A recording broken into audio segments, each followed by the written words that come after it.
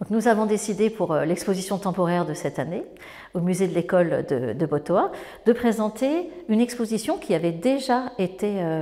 exposée au musée de l'éducation à Rouen en 2017 et qui parle de l'histoire de l'Algérie, de l'école en Algérie et de l'Algérie à l'école, de 1830 à 1970. Ce qui est important pour nous, c'est de parler d'événements, de situations, de carrières, d'élèves, parce que ça touche toutes les familles, et pas uniquement des familles du sud de la France. Dans toute la France, on a un rapport avec l'Algérie, à l'histoire de l'Algérie, par des enseignants qui ont participé à la coopération, par des élèves qui étaient à l'école ici, avant 62, après 1962. Et c'est une histoire qui est finalement très méconnue. C'était un département français, on ne connaît pas cette histoire-là, parce qu'on n'a pas forcément voulu avoir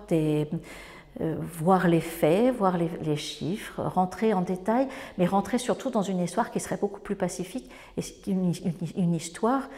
plus apaisée en tout cas de cette période de l'école en Algérie. Donc cette exposition pour nous elle est extrêmement importante, surtout dans une période où il faut toujours continuer à lutter contre le racisme et cette exposition nous permet de le faire. C'est important de montrer le rôle des enseignants qui se sont investis complètement dans leur mission pour que tous les enfants, qu'ils soient musulmans ou européens, puissent avoir accès à la même qualité d'enseignement.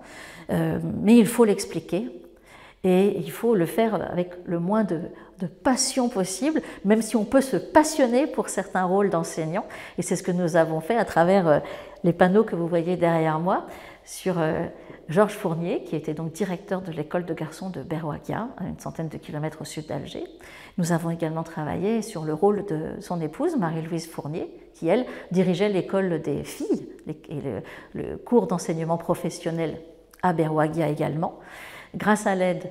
des deux enfants de Georges et Marie-Louise, Joseph et Michel, qui nous ont grandement aidés pour réunir tous les documents, qui nous permettent finalement de parler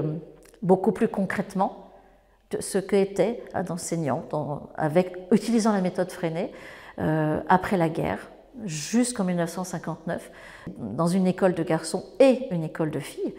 Ce que ça voulait dire en termes d'enseignement alors que le pays était en guerre, quel rapport avec les élèves, quel rapport avec le FLN, quel rapport des enfants européens et musulmans entre eux à l'intérieur de l'école, comment on pouvait finalement faire une école qui fonctionne avec des enfants qui aujourd'hui encore, même s'ils sont tous devenus vieux, ces anciens élèves, témoignent de leur gratitude et témoignent de l'aide apportée par Georges Fournier et Marie-Louise Fournier également à Berwaghia. Et j'espère que cette vidéo, j'espère qu'une partie de cette exposition sera vue en Algérie. Ça, c'est franchement notre vœu le plus cher, parce que c'était important pour tous les membres de notre petite équipe. Nous ne sommes que 4 au musée de l'école, ici en Bretagne, mais pour nous, c'est crucial que cette exposition soit comprise comme étant le travail collectif, à la fois de Joseph, de Michel et de tous les anciens élèves à Berwaghia et de tous ceux qui, de loin, mais de très près avec le cœur, ont participé à cette exposition.